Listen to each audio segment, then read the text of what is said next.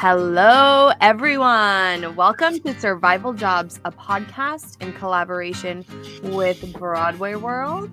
You can find full video and article on BroadwayWorld, and our audio is streaming anywhere that you get your podcast.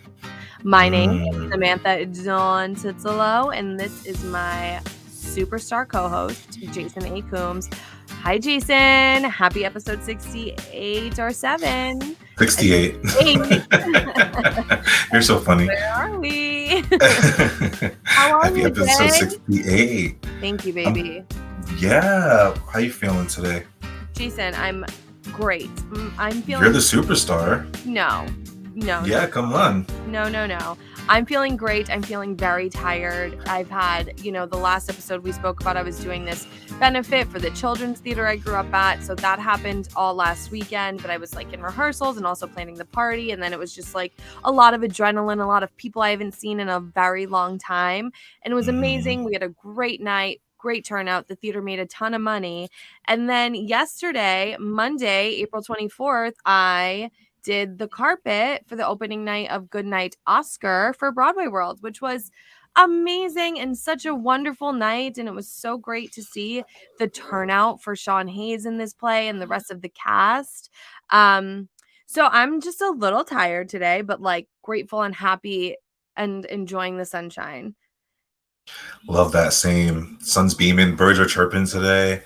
It was a good day. I mean, but then that's so cool that you got to do that, and you were on the red carpet looking so cute. Thank you, baby. Talking to the celebs. So kudos representing to you. us, representing Survival Jobs always. Yes, but I also just wanted to acknowledge that we lost the iconic Harry Belafonte today. We just found that out. So I just wanted to maybe just share something really quick about him. I know we don't have a lot of time, but he was a singer and actor, producer and activist who birthed the calypso craze in the U.S. with his music, and he blazed trails for African American performers. And he died at the age of 96. He was an award-winning Broadway performer and a versatile recording and concert star of the 50s. And he was also an activist. He was very good friends with Dr. Martin Luther King. And he was such an important voice in the 60s civil rights movement. So we just wanted to acknowledge his passing because he was such an icon. And we, 96 is a long time to live. So that's a blessing. What a beautiful long life. And he accomplished so much. Mm-hmm. But a death is always sad, no matter what age. Yeah. Life is crazy and weird and so happy at times and so sad at times and crazy. Yeah. I was just getting real deep and I was like, okay, we got to keep this mic check moving today. Yeah. So we were very fortunate last week to see SHUCKED, the new Broadway musical at the Nederlander Theatre. And we had such a good time together, Samantha. The show was so fun.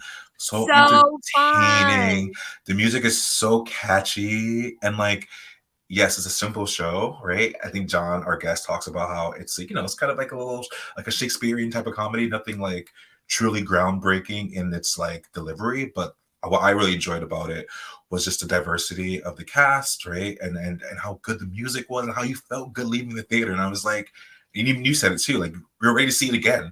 I was when are we seeing this again? I would go back tonight. Same. I do feel with some of these shows that are out this season, Shocked, Bad Cinderella, not all shows have to be deep and heart-wrenching. Some shows you can just go to have a good time and forget reality for a minute. Isn't that the point of theater a lot of times, just to get lost in the theater, which I think you do in deep shows as well. However, there's a difference from the way that you feel when you go watch a show that's just light and fluffy and fun and you just want to have a good time. I was crying. My face hurt after SHUCKED because I was laughing so hard. The all-star cast, everybody is giving, oh my God, Alex Newell, 9 out of 10. Oof. Yeah. Oh, oof. Gosh. Chills. I was screaming. Yeah, and the show has so much heart to it. It's about community. And I'll reference one more thing that John said was it's funny without like making people feel bad. There's no one being like picked on or bullied to make a good joke. So that's what I really enjoyed about it. And I think everyone should get tickets to see it ASAP and see John, see our Gordy. And shocked. Our Gordy. I'm surprised you didn't have a bruise on your arm. And I know I talked about this in the episode with John, but I have this problem, you guys. When I'm laughing, I like to like hit people. And so I thought every time I thought something was funny, I would like elbow Jason. Like, oh my God, Jason, that's so funny. I'm surprised. I was just immersed in the world. I was so entertained. Even the people like I was bonding with the people to my left, and like at intermission, they were like, "This is so freaking fun. Good." Yeah. Have fun, and we definitely had fun in the show. So in conclusion, go see Shucked at the Nederlander, y'all. And we're so lucky we got to talk with John Behlmann, who plays Gordy in the show, straight from Tampa, IYKYK, you know what I'm saying? So he was an amazing guest. We're so hyped for you guys to listen to this episode. Yeah. Do you want me to read his bio, or did you want to? Oh, I'm sorry. Whatever you want. You want me to do it? You can do it. The world is your oyster, Jason. No, I forgot what we said. See, okay, you guys. John Behlmann, who plays Gordy in Shucked. Past Broadway credits include Tootsie, Significant Other, and Journey's End. Some off-Broadway credits in theaters he's performed at includes The 39 Steps, various shows with Encores, Ars Nova, Roundabout, MTC, MCC, and Civilians. Some of his film credits include Confess, Fletch, Standing Up, Falling Down, Wolf of Wall Street, Revolutionary Road. Some TV credits include The Gilded Age, Riverdale, Good Behavior, Madam Secretary, and Blue Bloods. Some video game credits include Grand Theft Auto, Hearthstone, and the longtime voice of World of Warcraft. In his spare time, which, by the way, how does he have any? Did you just hear all of those credits? Just kidding, he says. Has 2 little kids, so there's no spare time. We love chatting with John, you guys. And he's like, I love Riverdale. Like the first couple seasons were like my shiznit. So that the fact that he was on that show was so great. Me and my friend Marvin were fangirling this week. Yes, Riverdale. Riverdale. I just want to be honest. Well, you should definitely watch. Sorry, John. I'll add it to my list. I'll add it to my list, and then I'll follow up with John. Yes, there you go. Love that. Enjoy this episode, you guys, and go see Shucked. Enjoy. All right. Welcome to Survivor Jobs, the podcast, John. We are so excited to have you today. Happy to be here. Yes, and congrats on the success of Shucked that Samantha and I saw last week. But before we jump into that, you went to Wesleyan University, right? I did. Yeah, did you? No, I didn't go there technically, but I did a summer program called CCY there. So I was there for a summer in high school, where it was like a performing arts high school. So I was like chilling on Foss Hill, which I'm sure you know, and like Oh, this is great. Neon Deli. Yeah. And I was doing wow, you're like an original, like you know the deal. So. Wow, Jason. I know, and I saw that. I was like, oh my gosh, I gotta drop that in the beginning. But yeah, I sadly, this is gonna directly age me, but I am gonna miss, because of Shucked, my 20th college reunion in like a few weeks or something. But so I have some friends, like old freshman dorm friends that are, hey, we're all gonna go, and I can't go. Yeah, but like, what an iconic excuse. You're like, I can't, I'm on Broadway. Sorry. I'm on Broadway, I can't come. Like Jason said, we had the best time at Shucked. I was crying, laughing, like could not stop laughing. And thank you. I wore yellow today for you, like corn. Oh, that's good. You get it? Yeah. I get it. I'm imagining that you're wearing green pants too to really complete the whole image, but I can't see below, but I'm just going to trust my instincts on that one. Keep imagining that the pants are green. You're right. Yeah. I did. I look like I'm a corn on the cob. Yes. I'm a corn on the cob, you guys. So we have a really fun connection with you and one of our past guests, Chad Hodge. He wrote Good Behavior, which you were reoccurring on. That's right. We love him. We love for Chad's the best. We're just making all the connections. Yeah, that's great. Wow. Wait, so Chad was on here. I haven't seen him in so long, probably since not long after we shot that show, which was now feels like an eternity ago, but yeah, everything feels like an eternity ago, doesn't it? Correct. Right? The pandemic. Yeah. Chad was on here in season 1, which feels like an eternity ago. So Sure. he sure was. Yeah. Oh, that's fun. great. Yeah, he was great. He's the sweetest person. So sweet. So sweet. We just wanted to make all of our connections before we start asking you so many questions about good survival jobs. We have so much we want to talk to you about, but let's talk about survival jobs first. The reason we're all here. Do you have a survival job from your past that's a favorite or one that was like super fun? So the first thing that comes to mind when I think of survival jobs is when I first moved to New York, which I've been really lucky. Let's say that up front. Like I haven't had a lot of, like I haven't really grounded out for years and years and years in a restaurant. I didn't work any food service in New York in this trip here. There was once a summer I spent in New York where I got my friend to get me a job at Dos Caminos for a single day, and I trained, and then I was like, I'm not actually going to stay in New York in the summer, and I bailed, and I feel bad about it. Sorry, Amelia. Like the chips and salsa, I'm not about that life. Yeah, I learned how to make the custom guac at the table, and then I was like, that's enough, thank you. That's all I really was here for, was the knowledge. But do you still remember? No, I wish. And also, I'm actually allergic to avocado, so I can't even enjoy it. Oh no! I know, sad. Yeah, sad. Good thing you left that Yikes. place. Yeah. But when I got to New York, I was kind of bequeathed a survival job by an actor friend who had gone to the same grad school as I did, and she worked at what I believe is now defunct New York City Opera, which was in the building in Lincoln Center where the ballet is, in the Koch Theater. And they kind of split it with the ballet, and it was the kind of stepchild of the two operas that are located in Lincoln Center. It was the not fancy one by comparison. And so I was a rehearsal assistant, which is kind of like in theater terms, an assistant stage manager of sorts. We did scheduling things. We just sat at a little desk, and I don't know if all opera is like this, but these opera singers needed to be called individually every day with like phone, and like email was not sufficient to be told their precise schedule. So what year was this? This was 2007, 6, something like that. I know. Can't we just send one email blast with like a PDF schedule attached? That's what you would think. And maybe that's different. I don't know if it was like a union thing. I have no idea. Yeah. But I was just like, I'm here for my checks, and this is an easy job, so I'm going to do it.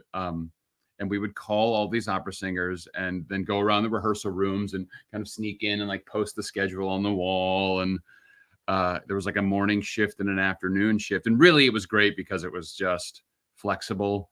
And I worked with 2 other actors who had gone to school with me, who were both these like, starting like attractive young women, but the entire office was, every man that worked there was gay, and they were all men.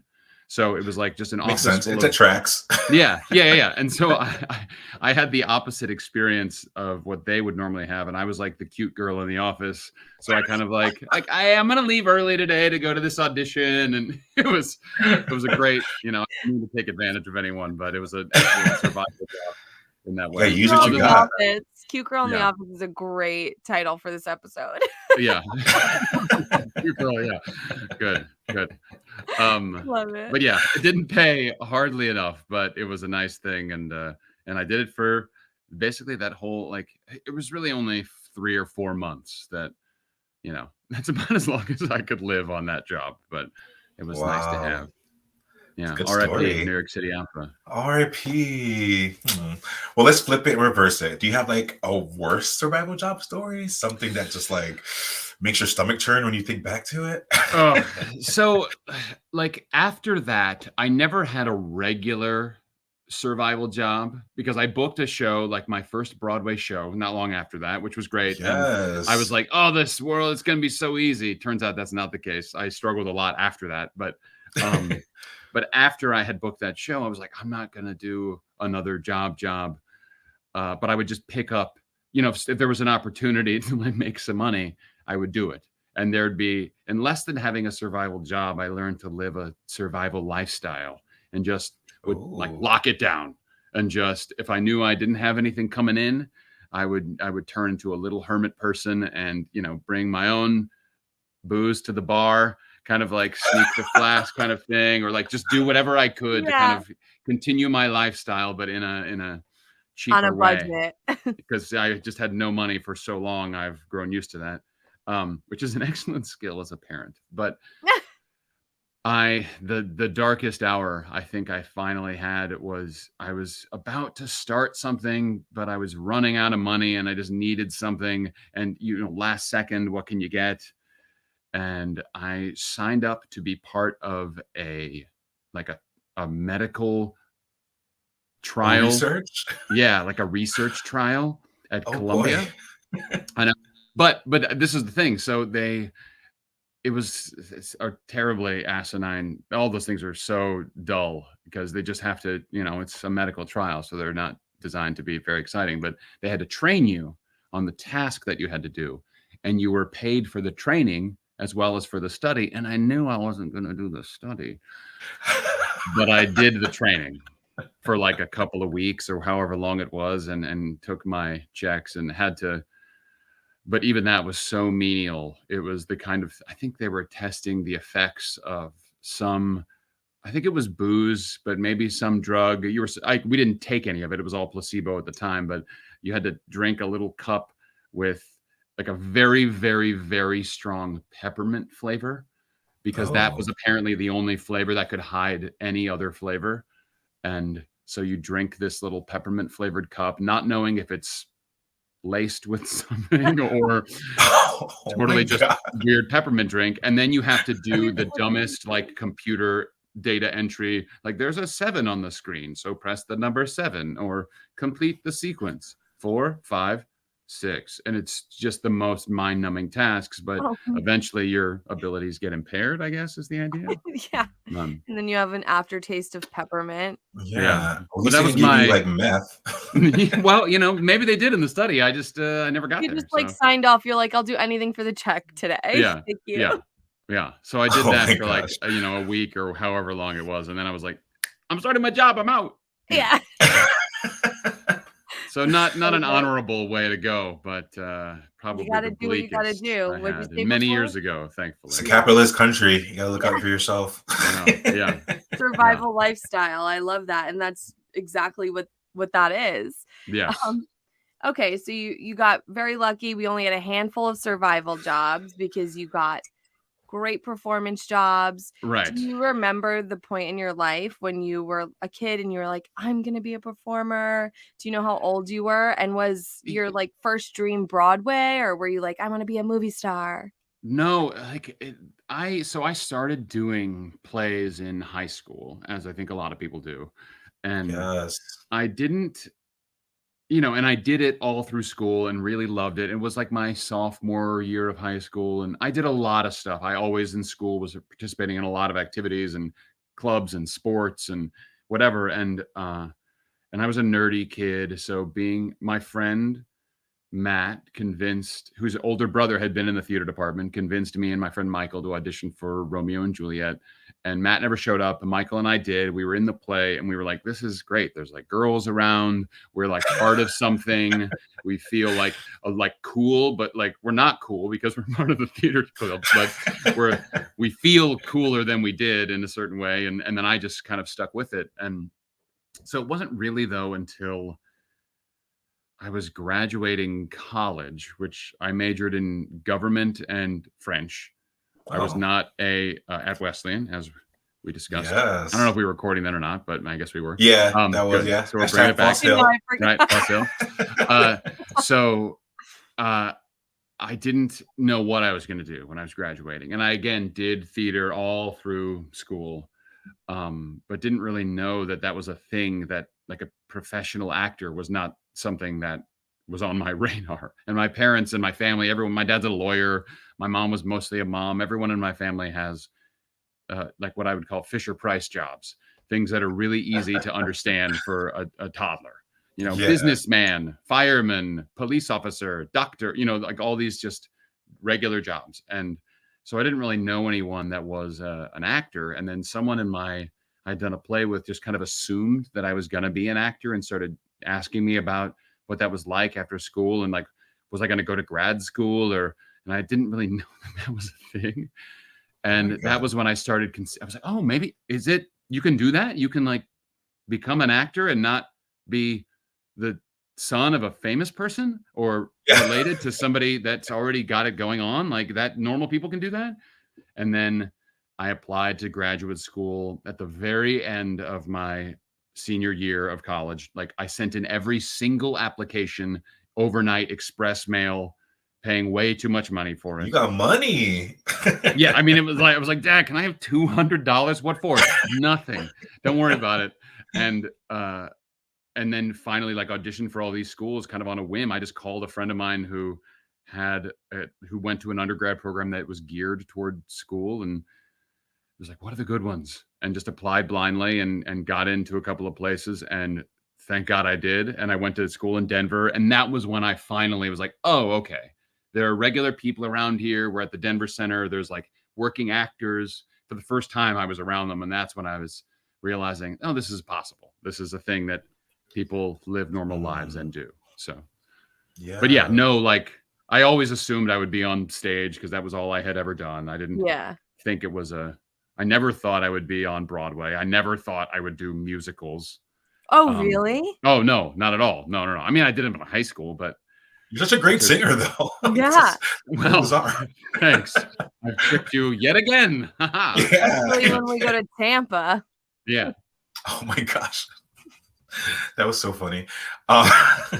You guys got to see Shucked to get the inside jokes about Tampa. Sorry, I'm talking in code for all of you people that did not get shucked. Yes. Okay. Well, I have a two-parter for you, John. Okay. Speaking of Shucked, it had its world premiere at the Pioneer Memorial Theater in Salt Lake City, Utah. Yep. What was that experience like, performing in a show that's in a community that's so different from New York City? And I'll ask the other question after. Okay, great. It was, we weren't sure how it was going to go.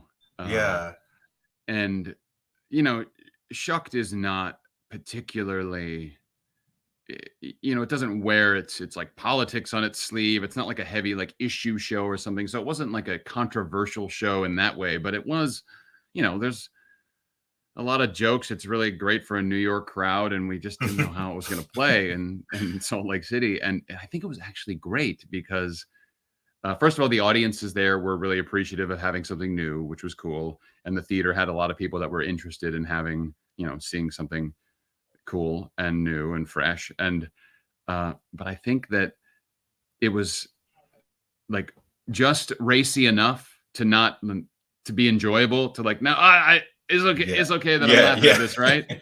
And I think that they were a little shocked at times, but by the end of the show, always were with us and never could quite, you know.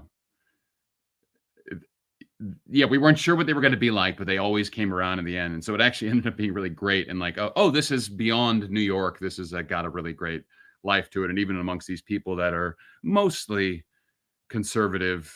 You know, a lot of Mormons and also there's a really strong, like, I don't know if it's counterculture exactly, but like the opposite of whatever conservative Mormonism is out in Salt Lake City. There's a lot of, you know, liberal theater, artsy people, especially in kind of downtown where we were. So, and we're on a college campus. So we got some college kids, and the greatest show we ever had there was a high school matinee, which they went wild. Oh my God.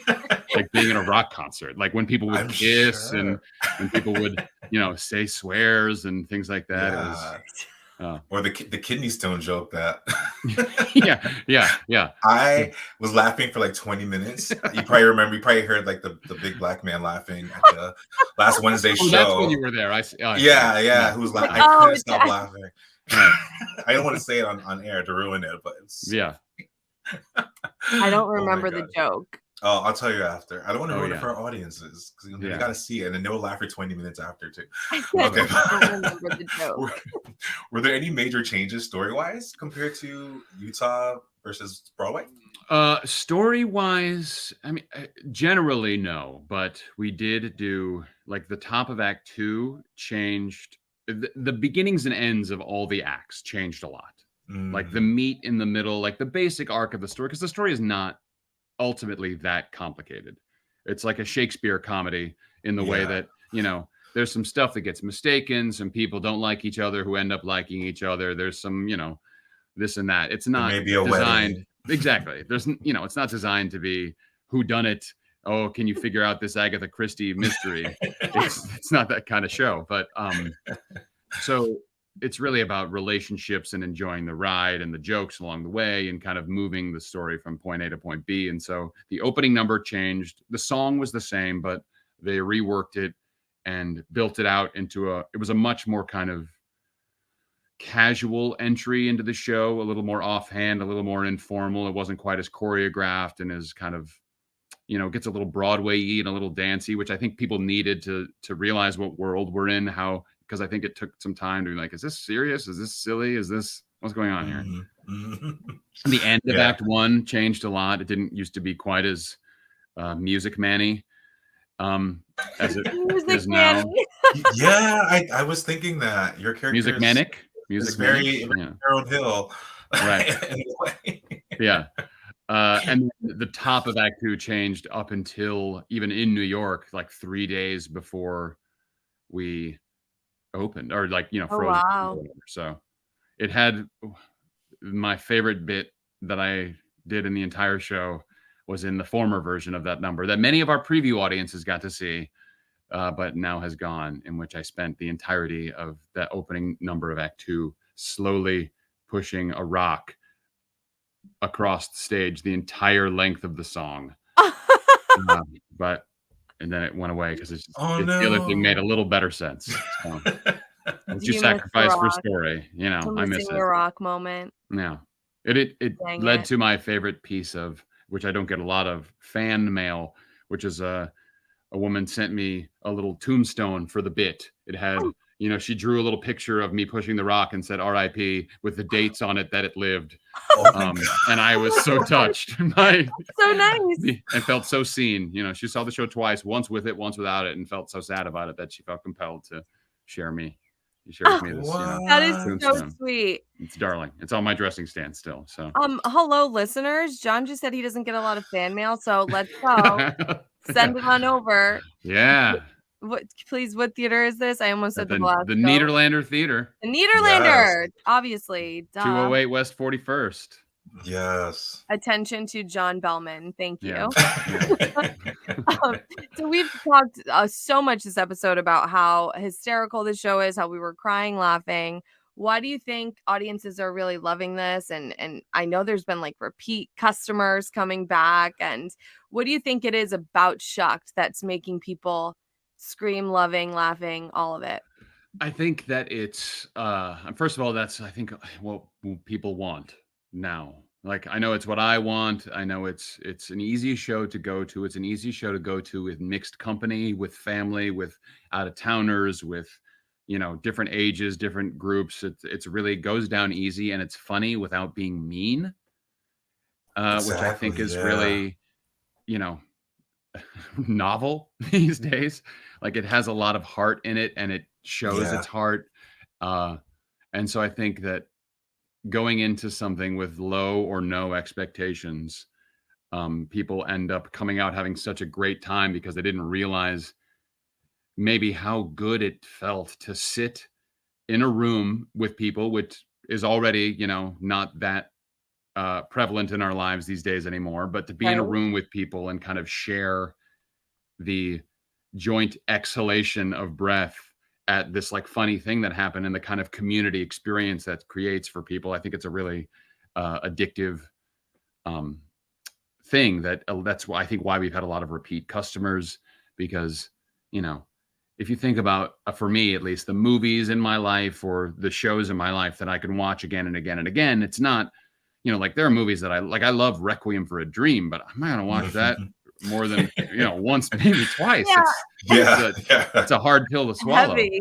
Yeah. No joke intended, but not watching Schindler's List every weekend. Yeah, exactly. Right. But like, you know, it's why we all put on reruns of The Office for forever, or like I could watch Groundhog Day every single day of my life because it's funny and heartfelt and charming, and and that's the kind of show that we have, which I think we were overdue for. And it's new, it's original. It's it's not based on anything other than people that wanted to have a good time. Yeah. Yeah. So fun. I guess this is my question or yours, Samantha? That's you. I think I'm taking your questions. Sorry. No, we got a little flip-flop. I'm half alive today. Yeah, no, without any major spoilers, you have a favorite part of the show that you look forward to every night? Oh, it kind of changes a little bit based on the type of audience we have, because different crowds are into different kinds of humor. But one of my first best barometers in the show is my kind of only scene alone with Andrew Durand with Bo. Oh yeah, where it's it's just a book scene. There's no music in it. There's no anything, but it's a place to really feel like what the crowd is like and really get to act in the scene with Andrew, who I think is so funny and so great. I mean, I really love everyone. They're like, we're all, but that's like the first moment in the show, or one of the first moments that I get to really feel the crowd and like understand what's happening, because I make a late entrance, so I don't get the same kind of navigation of the whole thing. But that's one of my favorite moments. And then also the big bar scene at the end. Oh my god! Where we all funny. Spoiler alert, get a little drunk. And have a little drunk scene. It's always really fun to do. I loved that scene. I also loved that big dance number with the wine barrels. Yeah. That was Samantha's favorite part. I was screaming about it. I kept like elbowing Jason the whole show during that number. I was like, oh my god, I love this part. Yeah. So great. Shout out to Sarah Glebe, our amazing choreographer, who made that thing. We've gone through so many iterations of that thing too, and they've done all kinds of other cool barrel tricks that make it in for a little while and to go away. And I don't know, it's great though. I watch that number every night too, because I'm about to enter anyway, but I come down a little early just so I can see the magic. See the magic. We love the magic. This has been so great chatting with you. We have a couple of more questions, and then I don't know if you got the heads up, but we always end each episode with a really fun game. Okay. So I hope you're ready to play. Ready to play. So we really enjoyed the show. Obviously, we've been, I feel like, screaming about that this whole episode, but we also really enjoyed how diverse and well-rounded the cast was.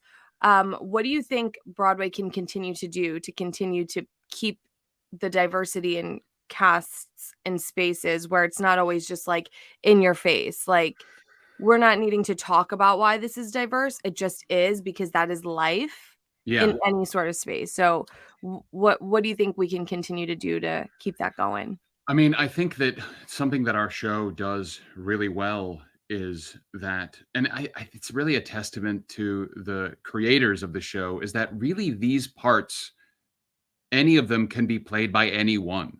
There's no descriptor of people other than, personality types, or someone thinks someone is stubborn or handsome or funny, or, and those things are traits that can be attributed to any kind of person, any gender, any age, anything. And so I think that having roles like that exist and encouraging the development of that stuff is great. And then taking the opportunities when there is a chance for anyone could do this, to put someone in there that maybe doesn't always get the chance to actually, have casting directors like Stephen Copel, who cast our show, that can think, oh, actually there's nothing that says this can't be this person. So let's put up this wonderful person that we know is so great and would crush this role. And so I think that more of that, and maybe, and more original stuff, I think helps with that, because it allows you to start from the base of, we're creating this show, we're deciding what the world of this thing is, not reinterpreting something maybe that someone has a preconceived notion about, that there's going to be some conflict about, well, he shouldn't be doing that, or she shouldn't be in that show, or they're not supposed to play that part. That you make something from the ground up and you just tell people this is what it is, and they will believe it. So I think that helps too, but hopefully more original and more just broad, people as people. snaps again. People is people. Yeah, like I can't.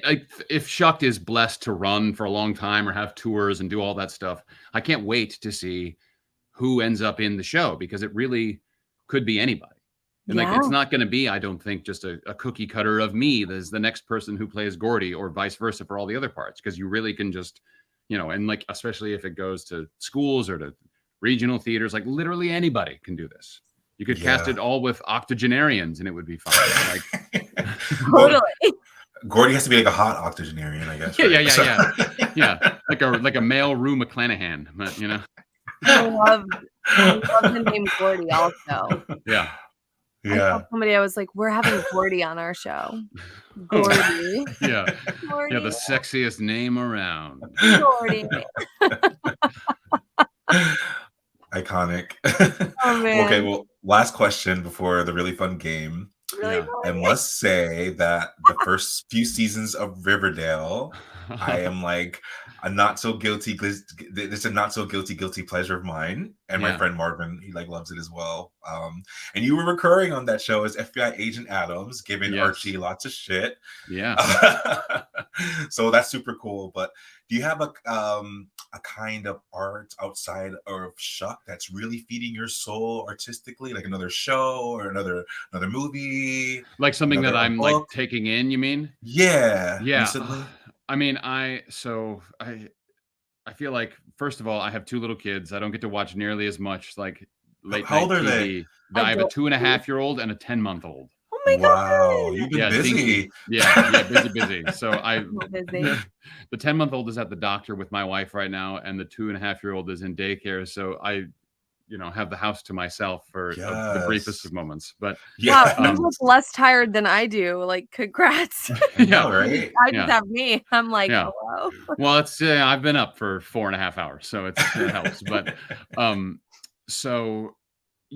but I mean, I have to pick shows that if my wife and I can watch together, and I have my own shows. But the one that I watched on my own recently when she was out of town during tech was I ripped through The Last of Us, which is not a novel thing to say, but it's such the thing that I loved about that show is how, in addition to just being really smart and really, I didn't play the video game that it's based on at all. I didn't really know anything about it, but the way the story is told and the way they let actors act is so great. The people in that show, so many of them just appear in a single episode. And like, there's a woman, for anyone who's seen the show, there's wherever maybe it's Indonesia, where they first discover. In the second episode? Yes. Yeah. And the woman who's like the professor, the head of, and she is. They're CDC, right? Like, amazing. Like, and has has 3 scenes maybe, and carries the weight of the entire stakes of the show on her face for just a second. And we understand that this is a nasty, global, serious, irreparable problem by just the way that she answers a question with someone. And then we never see her again. Yeah. Like, that's brilliant stuff. And then so many other actors that like we all know that are come in and out of the thing. But that thing really was like, we make great TV still. And there's really great places for people to trust performances and like still tell great stories without like overworking plot or over, just relying on tricks and stuff. So that was a nice show for me. Love that. I need to and then everything else that I'll catch up on sometime when everyone goes out of town again. But I'm behind on that one. You guys were just talking and I was like, It's only like 9 episodes too. That's why it's manageable. I was like, okay, I can pull this one off. I recommend Beef if you haven't. Yes. I was about to start it, but my wife didn't want to watch it, and I was like, okay. Oh, really? Yeah. I think she wasn't feeling it that night, which is fine. Yeah. That means I get to watch it, and I heard it. Yes. Well, you need to text me what you think about it, because I watched it, and I'm embarrassed to say I haven't done this since the beginning of the pandemic. I watched it all in one night. On a Friday night, I was just 12 half-an-hour episodes. I was watching from like 7 o'clock to 2 o'clock in the morning. That's the way. Listen, that is the way, because then you just get it all out of the way and you don't have to think about it. I know, and those little half-hour episodes are like, it's like those books with chapters that are about 6 pages long. You're like, I can do one more. Exactly. Again, Yeah, and then it's 2 a.m. and you're like, uh-oh. I just What read the did I whole just Da Vinci do? Code. Yeah. Oh my gosh, I read that book in like 2 days. I know, that's what I mean. That was the one that like, these chapters are so little. I'll just it's okay, right? It's 5, man. It's fine. Yeah, exactly. Eyes are bloodshot red, you're like tearing up. Yeah. So good. Iconic. This was so much fun. You're amazing to talk to. I feel like we just started talking, and I know, right? It's great conversation. I want to go. Why don't we have more questions, Sam? Yeah. Listen, I didn't make. Hey, you made this document. You did. John's like, no, I got like a half an hour of alone time. That's right. Let me get out of here. So we'll make the game really fun and really quick, and then we'll great. I don't know anything about this game, so yeah, it's a little true or false game. It's a little corny. Trivia. It's a little corny game. Sure. I was trying to think of a good name for it, and the name I have so far, maybe you have something better for us. It's pop culture corn. Oh, okay. Sure. I tried my best. Yeah, no, that's good. We're gonna tell you some stuff about some books or maybe some songs or some movies that all have to do with corn. You tell us if it's true or false. Okay, this is. You have a 50-50 chance. Everything's true or false. Okay, and there's a bonus at the end too, so don't worry. We love a bonus. Great. Okay, first question: true or false? The 2021 Netflix movie Corn has a synopsis that goes like this. Stranded in a rural area, 2 teens make friends with locals on Halloween, but soon run into a cult called Corn, Collective Order of Recreational Jason, what is that word? Necrophilanthropists? Thank you. That have chosen this area to perform human taxidermy, a field of screams you can never leave. By pure detail alone, I'm gonna say true. That's gotta be true. It's true. That's crazy. Correct. And thank you for helping me. That's actually what Shucked is based on. I was lying about it being original. Well, here we go. Oh my gosh. Yeah. It's on Netflix, so after Beef, Right. You recommend it to me, I'm sure. Huh. If you liked Beef, you'll love Corn. It's just a full dinner. Followed by cake. Yeah. Okay. Next one is Corn is King. That's the title. It's a 2007 documentary film released in October 2007 that follows college friends Ian Chaney and Curtis Ellis as they move from Boston to Greene, Iowa to grow and farm an acre of corn. True or false? Corn is King. Corn is King. I'm going to say true again. Oh, that one actually is false. It's actually called Corn King. Okay, well. So, I mean, it's... I'll give you half. I'll give you half for that. Yeah, this is a half point. Congrats. A half point in the game where there's only 2 choices. A half point for that This one. is a very generous game. I'm glad there's no money at stake. But... Okay, next one. EGOT winner Whoopi Goldberg won her Tony Award for playing the lead Miss Moffat in the 1983 Broadway revival play of The Corn is Green. I don't think she did, because we looked up The Corn is Green because the original production of The Corn is Green was in the Nederlander Theatre. It was called something else at the time, but I literally was Googling playbills for The Corn is Green because I wanted to get one printed for the green room. But I can't remember who the original star was, but Whoopi was not in that, I don't think. So I'm going to say correct.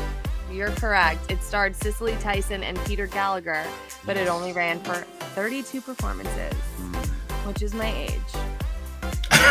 Thanks for sharing. You're welcome. No problem. Happy to be here. Okay. The Voice star, Blake Shelton, released a song entitled Corn from his 2021 album, Corn. True or false? I'm going to say true. No, wait, is that really? Oh. Corn in the truck, corn in the field, corn in the bottom of a moonshine still. I heard him singing a song about corn on Instagram the other day because our Shucked account shared it, but I didn't know about the album is called Corn. Come on, Blake. I mean, I'm approved, but I was Googling. I was like, I listened to it. I was like, this is wild. At 3:00 this morning. Wow. Corn from corn. Okay, Blake. Gotta love Title Blake. track. That's Blake. Okay, one more and then a bonus. Okay. As of March 2023, there are 11 Children of the Corn films. Is that? No, I'm going to say false because that cat. It's true. 11? What are you talking? Listen, I'm just reading the document. Jason, Aren't these did it. kids grown up by now? Aren't they adults of the corn? I guess the adults of the corn have kids of the corn. Yeah, right. Kids of the corn. I don't know. Yeah, generations. Maybe of they're corn. living. Wow. Wow. Yeah. Wow. It's okay. You got a half Okay. point on the other one, and you can redeem yourself with the bonus. Don't be stressed. Yes. And this one is not true or false. So you just have to know. I hope you've been paying attention, John. Okay. Which legendary country diva stopped by backstage to visit the cast of Shucked after another amazing performance recently? Was it Reba McIntire? Oh, Ding, ding, yeah. ding. Yeah, Correct. that's right. Jason said, I hope you've been paying attention, John. Yeah. Reba, star of one of the first Broadway shows I ever saw. Oh my gosh. Wait, Yeah, which one? Annie Get Your Gun. I saw her in Annie Get Your Gun in Oh, like yeah. 2000 or something like that. But yeah, I was here for a summer, and that was one of the shows that I crammed in. Wow. In the Marquee Theater that I went on to work in Tootsie. Amazing. Yes. Look at Yeah. that. Full circle moment. I didn't get to tell Reba all that. But You should have. She Excuse seems me, so Reba, nice. Can She I was just so have a nice. minute of your time? yeah, excuse me, I Reba. want to tell you, I was in Tootsie at this theater, which I saw, you know. Yeah, You would have loved it. yeah. You should just watch this podcast interview and then wait to the end, and then you'll get it. Yeah. Yeah. And then maybe she wants to be a guest too. You never know. Yeah. that's Yeah. right. Yeah. We stand Reba. Yeah. All right. John, thank you so much for Oh, being thanks, here y'all. today, This for was all so the much laughs. fun. Yeah, for just sharing your time with us and your time. Yeah. Thanks for coming. Thanks for spreading the Shucked gospel. So We had a great time. we appreciate it. We had a great time. I have my little Shucked cup that I got my vodka soda in, and you know, Yeah, She did, I yeah. will savor that. Yeah. Good. Can you give us the little secret of like, what is the corn smell? Like, how are we getting the theater to smell like corn? Or was I like making it up? I think you were imagining that. I think Jason, the No, theater we- smelled like corn, Even right? the people next to us were like, it smells like Really? corn in here. maybe I don't Mr. know what kind of Effect? concession food they sell. Maybe they sell popcorn. Maybe they make popcorn. Oh, or maybe it something? was. We didn't go to the. Was there? I didn't. I don't know. No. I know there were Yeah. drinks, but I didn't see There the. definitely are drinks. I feel like I would have heard a lot of popcorn crunching during the show if Right. there was popcorn being sold. But John, can you ask somebody and get back to us? Yeah. On that? Because now I'm really concerned that there's something wrong. yeah, Because No, like, it was the people next to smells us like too. corn. We're like, yeah, Right. it smells like popcorn in here. I said, we're having a "Like, corn-induced like, stroke. Yeah, Yes. Jeez It was Louise. so scary. yeah. John, where can people find you on social media if they're not fans of you yet and they became fans of you during this interview? Oh, they can find me everywhere with @John Behlmann. It's just my name, JOHNBEHLMANN. Mostly on Instagram, but it's on some of the other things that I don't do quite as often. But Instagram is my main jam. So And You a it's TikToker? no, I mean I have a TikTok, but I did very briefly go viral with a video of my parents' Christmas decorations a couple of years ago on one of Oh, my wow. only TikToks ever. But they have We'll need two to find 25-foot inflatable soldiers that I had a Like video of them Nutcracker? inflating, like Nutcracker soldiers. Yeah, just like wow.